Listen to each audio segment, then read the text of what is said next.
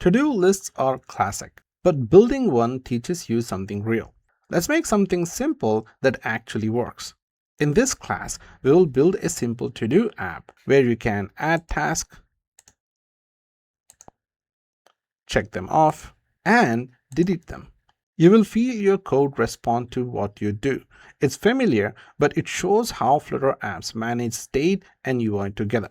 You will learn how to build interactive lists in Flutter, handle user input and store simple state, update UI based on user actions, create a clean, useful layout that feels good to use, and by the end, you will understand how data and interface work together in real app. If you want to build apps that feel useful, this class is for you. I'm your Flutter Sensei, and in this class, we will build a to-do app that actually helps together. Let's get started.